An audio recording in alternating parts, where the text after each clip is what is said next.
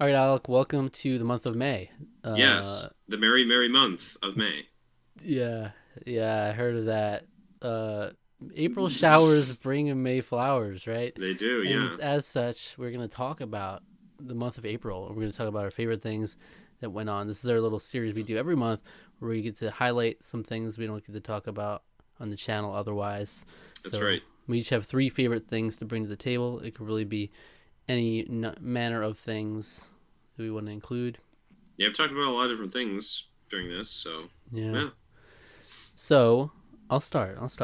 You know what? Okay, Someone's got go to for do it. it. Fucking Someone's, bitch. someone, Fucking. yeah, Jeez. Okay, So, wow. We're starting off real strong here, huh? We're just thank coming you. in with the Thank you. insults. So Thanks. Thank you. thank you. I've never been Yes, I called try. strong I try. before. Oh All wow. right. So I'm going to talk about Summit Champions League Season Two. Okay. This is a Super Smash Bros. Melee a tournament thing they do. It was previously called Slippy Champions League, but they changed it to Summy. It's the Summit Summy. because Slippy is the name of the service they use to do multiplayer online for Yep. Melee. Slippy.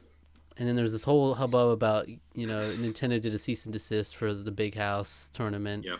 and so I guess they just rebranded it to Summit Champions League now, Mm. which is like based on the Summit Smash Summit series they do, which they do have a new one of those coming later this year, Ooh. which is an in-person event. But this has been all digital, the Summit Champions League, and it's really cool because it has like Division 1, Division 2 players, and then there's 4 weeks of different of play that they do, which Oh. like you can move up and down. People can get knocked out of Division 1 down to Division 2, and people can get knocked out altogether. And then there are different qualifying tournaments that lets them get back in. So it's Okay. cool to track. Well, they just wrapped up the final week of it, and it's been fun. Yeah. I'm a big fan of Melee. It's like my favorite esport to watch. Even though like I'm not great at Melee at all, Hmm. it's like definitely my favorite to watch. I play a ton of Ultimate, but Melee is definitely the better competitive game, and it's like literally been out for 20 years now, and this competitive scene's still going strong somehow. And he's got so many storylines that have just been going on for years. It's cool. A lot of fun players to follow. Hmm. So I'm excited, like, because they've managed to keep the fact that you have Slippy. They've managed to keep Melee more active during through the competitive scene during the pandemic than Ultimate has been, because Ultimate has to resort to using the online, which is not great.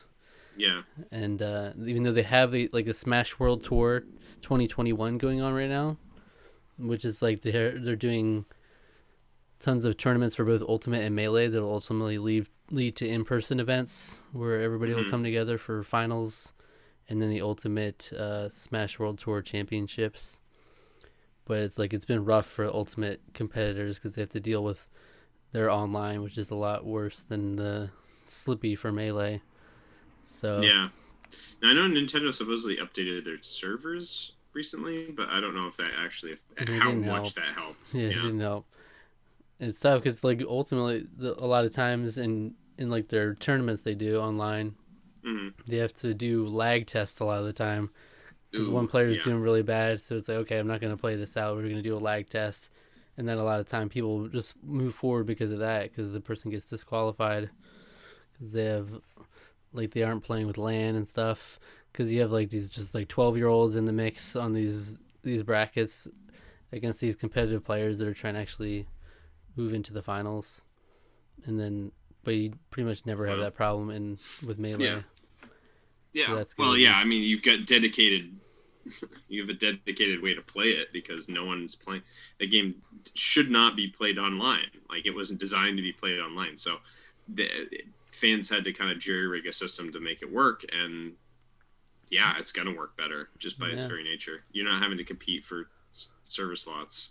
because it's So great, but it's great because that game like you would think should be dead through a pandemic, but like the creator of this came like right at the perfect time, right as the pandemic was starting. He came out with this, so it mm, was able to keep the game alive Whereas otherwise, it's like you literally couldn't be able to compete at all for this past like 2 years, but they're able to do it.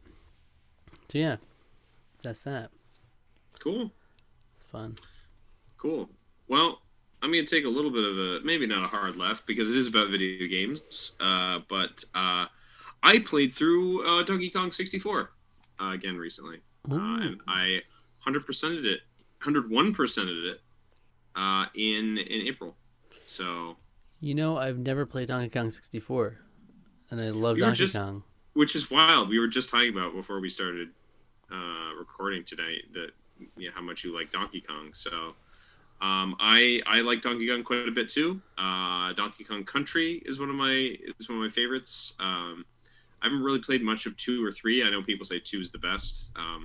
One is a little rudimentary, I guess. But Donkey Kong 64 was kind of like Rare's attempt at like continuing fleshing out Donkey Kong and to make it more like, in a way, making it like Mario. They made it very similar to Banjo. This is actually something I didn't know until I was looking about information about the game. There's a lot of Donkey Kong 64 that was actually used assets from an earlier build of Banjo-Kazooie, back before Banjo and Kazooie existed. There was a lot of worlds that didn't make it in Banjo-Kazooie that ended up they reused assets for Donkey Kong 64, which explains why the gameplay is so similar in a lot of ways. But yeah, I think Donkey Kong 64 is very unfairly criticized. I think some of the criticisms are fair. I think that barrel swapping in order to change characters hasn't aged well. It feels like a chore to have to like trek all the way back to a tag barrel in order to swap characters. Whereas, in modern games, that would just be done, with a button press or something. You could just switch characters really quickly. I think there are bits of it that the game plays into, where sometimes it's like you have to do something with one character, then there's like a timer going down, you have to run back to a tag barrel, get another Kong, get out and leave, and like go do something to keep going in the level, what have you.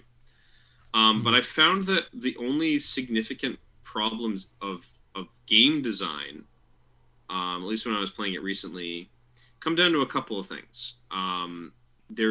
But at least what most people have say, there's just so much backtracking. It's just backtracking.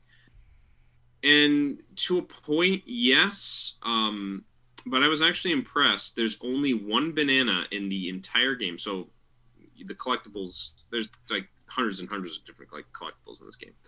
There are the golden bananas is like the main sort of collectible. There's 201 of them in the game, and the only one in which you have to go back to a level after you've unlocked something in a previous level, like have to, one time in the game. And then technically speaking, you don't really ever have to, because in order to beat the game, you only need 100 bananas, and there's 201. So you don't even have to necessarily do that in order to beat the game. So there's only one. So, for example, in the first level, you only have 2 characters. You have Donkey Kong, you unlock Diddy Kong. You can get every single one of their collectible items in that level the first time you go there. And it's the same thing when you unlock Lanky and Tiny in Angry Aztec, the second level. You can get everything from all the characters and everything that you unlock in that level. And that's the same thing in Frantic Factory with Chunky. And I just thought that was really, really great. I think that's good game design. You don't want to. They could have easily roped off content like, oh, Donkey Kong can't get all of his things here because there's this character you haven't unlocked yet that needs to open a path for him. That's like, no, they didn't worry about any of that. And I thought that was good. Later, the game starts, the final stage of the game. The game starts relying too heavily on bonus stage mini games, where it's like a lot of times you already have to jump through like 15 hoops in order to get a banana, whereas you would do that 15 hoops thing, and then you would have to play a mini game in order to get the banana. And a lot of times they just are a giant waste of time and aren't fun. One of them in particular is infamous because it doesn't work, and it's Beaver Bother. Mm-hmm. And I spent probably over 2 hours because the final level has not one, but 2 instances of the hard version of Beaver Bother, in which you have to chase beavers into this little hole in the middle of the barrel. I'm going into way too much detail, but it's very frustrating. All that being said, I think this game is very. I do have genuine. I think there are some genuine criticisms you can levy at this game, but I think a lot of it is overblown. I think the game is very charming. The game has a very, very good soundtrack. Grant Kirkhope absolutely nails it, and it's just. I think it's overall just really, really fun. I mentioned to my mom that I had been playing this game again because I remember her really enjoying watching me and my brothers play it growing up, and she got a little bit nostalgic about it. So yeah, it's definitely a very charming game. I think the Wii U port is actually really fascinating because it runs at 60 frames per second. The game runs and looks amazing. However, that comes with one problem. There are some things. I think there's like one mini game that you literally have to use a pause buffering glitch or a pause buffering in order to even win it at all, because the game in its N64 state actually relied on the lag for you to be able to do it correctly. So, but yeah, DK64. I really enjoyed my time with it, and yeah, definitely recommend it. If you still have your Wii U kicking around, I'd pick it up. Yeah, I definitely want to do that. I've always really wanted to get Donkey Kong 64 on the N64, the original cart. The yellow cart, yeah. I just never got around to getting it. You know, it was always like a little too pricey for me whenever I saw it places. But yeah, I'll definitely have to get a Wii U. Yeah, I mean, it took me. I remember thinking back that day. I was like, oh my gosh, this game's so long. It's gonna take me forever. I think it took me 26 hours to 100% it. Really not that big of a time commitment. If you were just playing it to beat the game, it'd probably take about half that time. Yeah. So. And the rumors, maybe a little over that. The rumors that the next Donkey Kong might be made by the Super Mario Odyssey creators. Yeah, that is a rumor that's been circulating actually just today. Yeah. So when we're recording it, so that could be debunked. Who knows? But I said I'm down for any new Donkey Kong game, but like that would be cool to see like a modern take on a 3D, like in that kind of vein, Donkey Kong game. Yeah, for sure. I think they've been nailing 2D. The last 2 2D games were. Donkey Kong Returns. I'll take more of that. Yeah. I haven't played Returns. You speak very highly of it. I really, really love Tropical Freeze. So. Yeah, and it's like it's just a shame. It's been like since 2014 since we got a new one. They re-released Tropical Freeze on the Switch. They haven't made a new Donkey Kong since then. Yeah. And it's like there's so much potential there. I would take just more 2D ones, but also 3D ones would be great too. Yeah. All right. So the other thing I want to mention is The Circle Season 2. The Circle. Why does that sound familiar? It's a trending Netflix series. You might see it on Netflix that it was in the top 10 a lot. It's a reality show exclusive to Netflix. It's a reality show, okay. Yeah, they would post like 3 episodes a week. So it's like a hybrid of the Netflix format and a live show format, basically. And it's very, because I love Survivor. It's like the peak of reality for me, but it's like the other side of it, but it's not like full-blown trashy reality TV. This is more like very more in the like millennial Gen Z kind of reality where it's based on social media is what it's based on. Basically, you have all the contestants are in like their own little apartment rooms in this building. The circle. They're in their own circle. Yeah, and you can only communicate through text. So you that's so weird. There's text chat So it's like you do it like voice operated. You're like, circle, open my group chat, open group chat, and then you say the words and it'll type it out for you. And then, but the whole idea is that you can set your little profile, and then some people are catfishes, some people are playing as themselves. Oh, So okay. it's like people are trying to figure out who's being genuine and stuff. And so you have like an older guy playing as the younger girl. If you have like, people playing as themselves, you have people playing as like their partner. They'll just like take their like husband's picture and play as him instead. Basically, it's like whatever they think they can use to get further. Do they have timely cameos from internet famous people? What does that mean? Timely cameos. I don't really know what I meant by that exactly, but I mean, do they have like guest star? Not at all controversial YouTuber David Dobrik. Here he is. Oh, like he comes in and he's part of it, or he just yeah. I mean, I don't really get the concept. No. Really. I mean, so you say it's based on social media, but are the people that are in it, are the contestants basically unknowns then? Yeah, they're unknowns, but it's like based on like the communication is all based on social media. So it's like people will say like hashtags and they'll throw emojis out there. So it'll be like circle message. Yeah, I totally agree with that. That's so lit. Hashtag friends forever. Flame emoji, red heart emoji, send. God, no, stop. It sounds so painful. It does sound painful, doesn't it? In some parts, it is kind of cringy, but yeah, I surprisingly like it. It's like a very light version of the kind of reality show that I like Survivor, where it's like there's mild strategy to it, but it's ultimately just like a fun show. But I would be interested to see you watch it. I remember way back, like when we started doing Survivor, someone commented they would like to see you react to like the Circle UK, because this was one that it hadn't been released in the US. They only had the UK. That would be interesting. I'd like to be able to show you that. Like, unfortunately, we don't have all the time, but yeah, I'd like to be able to show you a show like that or Big Brother.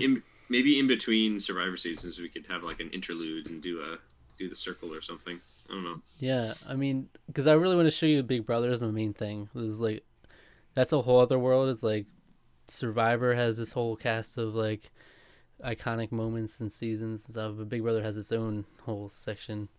The problem with Big Brother is it's longer. It's much longer than Survivor. Like there's so many more episodes. Yeah. So we wouldn't be able to just like throw it in real quick. It's a big time investment. But I would like to at least show you like the first season and see what you think of it at some point. It's just hard to fit it in. Because the Big Brother is like, again, it's more towards that less serious side of reality, but it's definitely a lot more strategic than the Circle. Yeah, I know there's a social experiment aspect to it as well. That was actually, I think that was also a UK import, if memory serves. That Big Brother was. I don't think so. I don't. Maybe not. I know there's maybe a not, UK but I know version, there is a UK version. Yeah, because it Big features in a freaking Doctor Who episode. Yeah, I know. I did watch. I saw that episode. It's so weird. But Big Brother like started in like 2000 or 2001. Yeah, so right around it was like the same time as Survivor. Yeah. But there's some interesting stuff, and then like Big Brother season 1 is generally regarded that you just skip that because it's completely different than what the show actually is. Really? Okay. The first like everybody pretty much starts with season 2 because that's where the game really starts. The first season was like people living in a house, and then like America would vote on who should get voted out each week, which is like not great. Yeah, that's then we weird. get to actually the people voting themselves out in the second season. Yeah. Also, the first season is like 70 episodes or something crazy, because they did like 5 episodes a week. Oh my gosh, that sounds like a nightmare. Yeah, like Big Brother regularly is 3 episodes a week, which is already a lot. That is a lot. That's quite an investment. Yeah. But that's a whole other thing. But yeah. So that's that. It's The Circle, season 2. I would recommend it. Like it's a good starter, like competitive reality show. Like if you're not into all that, I would say. But it's probably not great for older generations. Maybe I watched it with my mom though, and she enjoys it because I mean they do have like older contestants. A lot of times they'll play as like the younger contestants because it's harder to fit in if you're the older one. But yeah. So I have been catching up on Attack on Titan. Back in the day when it first came out, I watched it subbed, and I watched it dubbed, and then the show disappeared, and they didn't make a second season until like 2017 or something. So it was like 2013 was when the first season happened. It was like a good solid 4-year gap before season 2, and so in that period of time, I loved Attack on Titan when it first came out. I thought it was great. I really enjoyed it. But then, like, as time went on, I kind of fell off it, and I was like, it's kind of overrated, and I don't really care that much about it. It's kind of basic, basic anime. Mainstream. It's too mainstream. It's too mainstream, man. It's like that's yeah. It did feel kind of mainstream, but I still looked on it fondly. As it continued to go on, I just never got around to watching the further seasons. But I'd heard through like whispers of it. No, it's great. It's like legitimately great. In fact, so great that I heard some people talking about season 4 and saying this could be Attack on Titan could stand the test of time and go down as one of the greatest anime ever. And I was like, okay, I don't want to get spoiled on anything. I need to just catch up. So, got my housemates in on it, and we've been going through Attack on Titan. So we've made it now. We made it through season 1. We actually made it through season 2 last month, which is further than I'd ever gone before. Hadn't seen any episodes of season 2. So we finished season 2. Just about to get started on season 3 soon. And I'm really excited going forward. Season 2 was a little shorter. It was only 12. It was only 12 episodes as opposed to 25. Season 3, I think, was another 23 or 24 episode season. So, yeah. I need to get caught up as well. I forget how much I watched. I watched like the first 2 seasons. Yeah. And it was nothing about the show that made me stop. It was just like at a time where I was watching a bunch of different shows, and then I just stopped watching like all of them. So there were a bunch that I like cut off. Yeah. No, honestly, like I'm totally in this show. It's awesome. And I'm only in the second season. Attack on Titan is just a extremely entertaining, high octane show with so many twists and turns. I've been enjoying it so much, rewatching it, and now kind of watching the newer parts of it that I hadn't seen before. So that's been very enjoyable. So I mean, it's got a clear identity, right? It's like not. It's not like you won't be able to distinguish it from any other anime. It's like not just some other anime. It's like this is Attack on Titan. It's got its own style, and it's like really clear in what it wants to do. It took the world by storm when it came out. I mean, I remember in college, people who literally never watched anime were talking to me about it, and it was like that. I thought that was awesome. I thought that was such a cool thing. I think Attack on Titan really helped anime reach kind of a newer audience, which I think has overall been fairly positive for the most part. So. And a great intro too. All the intros are great. So epic. All 3 intros that I've seen so far, they're all phenomenal, and I love all the songs. First song is obviously iconic, the most iconic.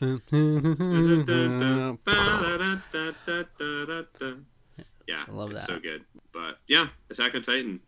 Really been enjoying it, and I look forward to catching up to where they are now. And I know they've announced the final season, or season 4, is getting a part 2.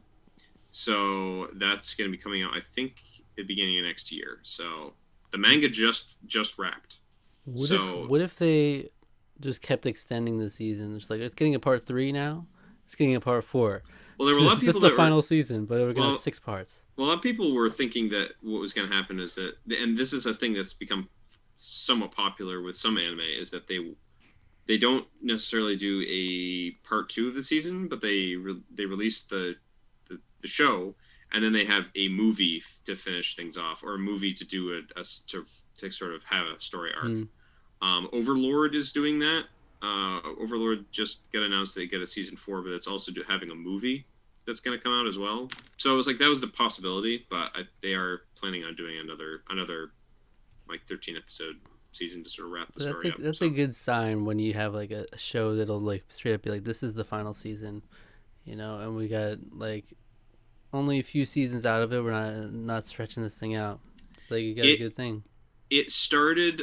I don't know if I would say Attack on Titan started this trend, but I think it might have at least spurred it on to. It's the new model of how shonen is done. It's what My Hero Academia did, where you have a set budget instead of just running the show. You have shorter seasons, which allows you to have higher quality animation and make more money because you're then extending the merchandising period out further. Instead of and then you don't have to run into the problem that your Naruto's and your Bleaches ran into, with you catch up to the story, so you have to kind of extend the story out a little further because it's like, oh, we're catching up the story. Well, we got to slop with filler in here and extend the story, so give the author time to write in his weekly comic, give him time to do that, and that's kind of what killed Bleach. It's definitely what killed Bleach. Which that's going to be getting its wrap up as well. They're doing the 1,000-year Bloodborne arc. The final arc of Bleach is getting adapted soon, and I wonder if they're going to take that approach. If they're going to take it's going to be like 50 episodes and there you go, or rather than, because now they don't have to wait. They don't have to wait for Kubo to write the manga. It's already written, so yeah. Good stuff. Attack on Titan is solid. So yeah, I need to get back to it. Yeah, there's so much I need to get back to though. All right, the last thing I want to mention is movie trivia schmodown. This is what I've been spending so much of my free time watching.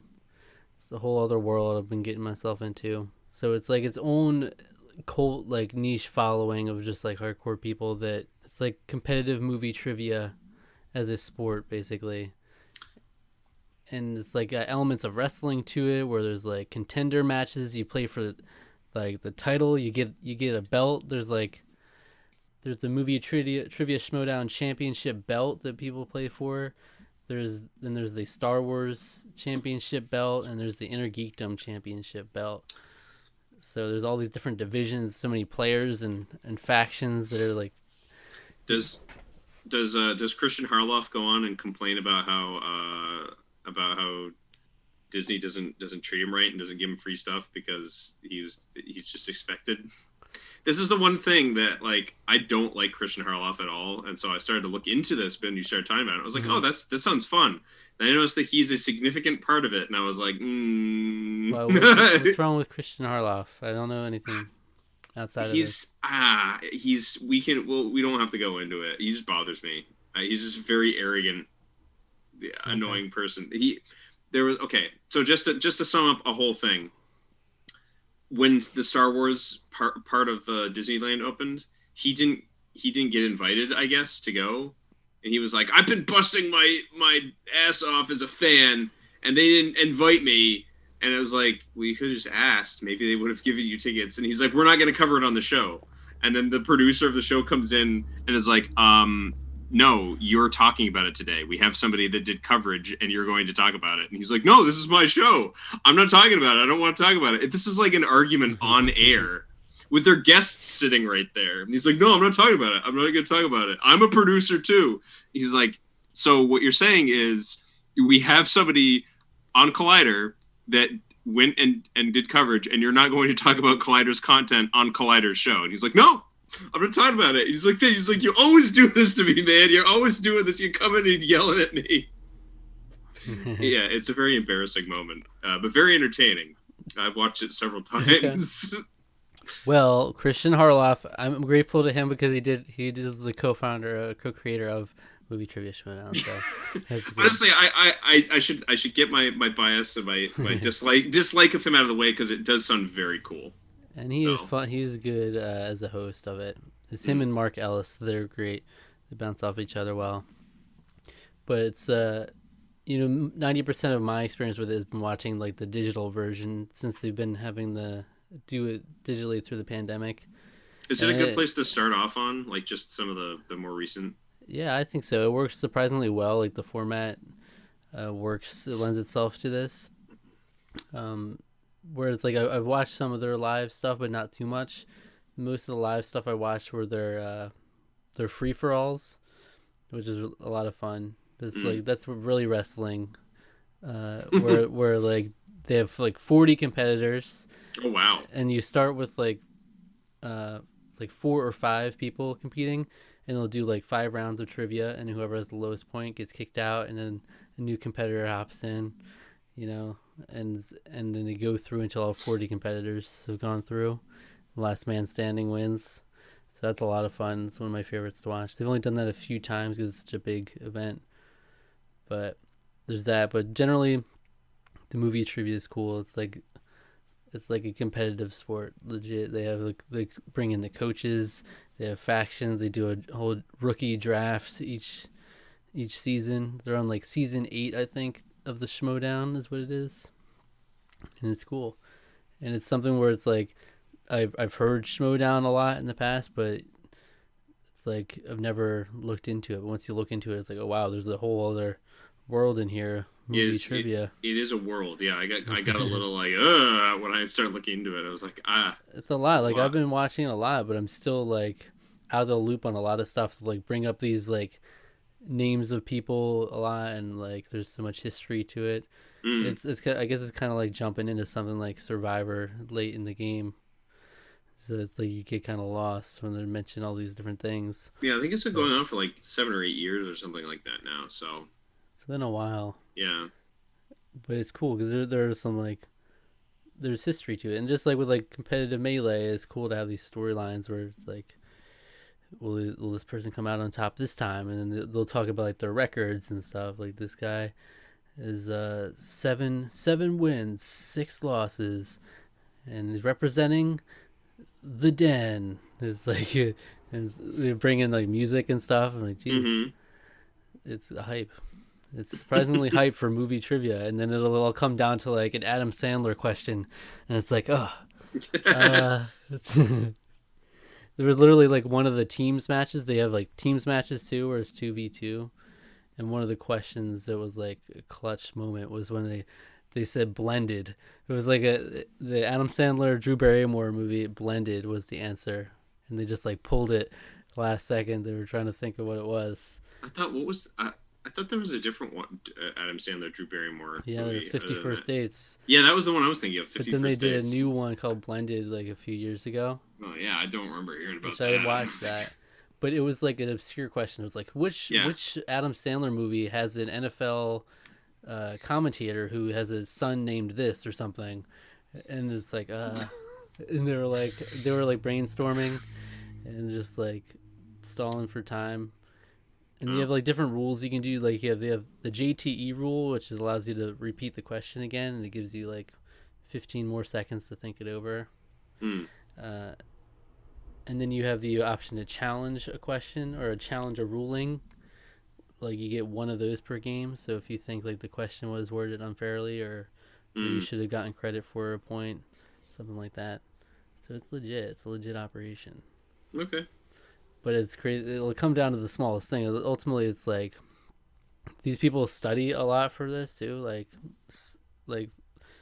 movie trivia, Schmodown. They'll have like these studies within their factions and stuff. They'll just train hardcore on their movie trivia, and then they'll have like Star Wars is super competitive. Like one of the recent championship matches went like super long, sudden death round, and they just go into in-depth like what's the name of this model of this ship in this movie. Oh wow. Oh geez. And they're like, and it comes down to like whether they miss one question and then it's over. Yeah. So it's surprisingly a lot of fun to watch. Very cool. Yeah, I feel like something I might get into. I've been catching up on the thing I've been listening to. Just like I always catch up on like old YouTube and stuff like that when I'm working, and I've been catching up on like campaign one of Critical Role. Um, which is not what I'm talking about because that was more something I've been doing this month. Hmm. But yeah, going back to like the really old episodes when the audio quality was just terrible. So, but for me, the last thing I want to talk about is Bloodborne. Hmm. I think I'd mentioned this. Well, I don't know if I mentioned this last year because I don't know if I'd started playing it before the pandemic started. I don't But this remember is that. Yeah, but this is something that last year, I think it was in April last year, they were doing like a 5 year anniversary of Bloodborne's launch. Like it was just like it was a little community thing that fans did where they were getting back into playing the game again and just sort of doing it to sort of welcome people in to try to like garner more interest in the game again and like just kind of relive the good memories of the game. So I did that with a couple of friends, and then we fell off after a little bit. But then we started doing it again this year. Just we just sort of were in the mood. We're like, we should go and play Bloodborne again. I kind of miss doing that with you guys. So we've been doing it a little, trying to be a little bit more consistent with it now. I just got recently further in the game than I did last time, so that's been exciting. Um, so it's good to just kind of hang out with both of them while they're also both playing Bloodborne, even though they're way better at the game, or at least way further along because they know both of them know how to do everything in the game more or less. They're further along than I am significantly because this is my first time playing through. Well, not technically, but first time I'm as far as I am. So, and it's a really great game. Very hard, as you would guess. But from it being a From Software game, but it it's fun. It's a good kind of challenging where it's always very satisfying when you overcome. You learn as you play, and yeah, just an extremely well made game. A lot of layers to it, to like the story and the lore. A lot of different things you can kind of do on different playthroughs, which is always cool. Um, and yeah, just a fantastic game. Music is amazing too. So Hmm. I don't know if Bloodborne. I've never really thought like it would be a game for me, but I'm not sure. I've mm. never really gave it a shot. It favors aggression more than Dark Souls does. Dark Souls is very like, and Demon Souls also is very like wait kind of game, wait and defend, and then attack with your opportunity. Bloodborne still does all like waiting and waiting, but rather than relying on a shield, it's very much like dodge, but try to move closer to the opponent while you're doing it, and then go in for a kill. Hmm. It's a lot more ba- based on rewarding your aggression, but it will also punish you if you get maybe a little too greedy. So you always have to kind of keep that in mind as well. So, but yeah, just a very well made game. Perfect tone setting. It's really leans into the whole kind of gothic horror kind of stuff, and does a really good job with it, I think. So I'm looking forward to getting further, and yeah, we'll hopefully I can beat that game at some point soon. All right. So yeah, Well, that's it for April. yeah, Okay. that is it. Pretty good. Pretty good month. Honestly, Pretty good, I've man. I haven't been like playing video games. I haven't been watching shows or Mm-hmm. watching really movies that much. So it's been a lot of like I had the circle, but other than that, it was all like it's all YouTube that I've really been Yeah, using free time on, if anything. yeah. It's just been like I with Donkey Kong. I don't even know how I found time to play that. I kind of binged. I kind of binged it in like probably like 5 or 6 sittings. I Mm. played through that game. So that was kind of like whenever I had free time. Bloodborne is just kind of one night every 2 weeks or a couple of nights a week. It sort of depends on the week and how we're feeling. There's actually another game I could have mentioned there too, but I haven't touched that in a little bit, so we'll see about that maybe next time. It's been tough. Work's been killing me, so I'm hoping that'll improve as time goes on. But yeah, I don't even know how I found free time to do any of that. Well, actually, I can tell you, it's that I neglect other things in my life that I need to be doing because I don't feel like doing anything. That's right. Else, so yay! Being an adult is fun. Mm-hmm. Zach, what should the people go watch after they just been inspired by hearing me talk like just every other millennial that exists? Right. Well, I think you should go watch a review of Good Will Hunting. Of course. Duh. Yeah. I mean, obvious logical next step. We all need some therapy right about now. Yeah. After hearing those words. We all need a good Matt Damon flick. Or a hug. I thought you were going for a good hug. Oh, yeah. I was gonna say like a flick, like a movie. Right. You need you need someone to hug you and say it's not your fault. Yeah. Sometimes we all need that. Yeah. All right. So thank you for watching. Subscribe to the channel. Subscribe to our podcast feed. Like the video. Leave a comment. Hit the notification bell. Follow us on Twitter and like us on Facebook. Tarqaron TWO. All right.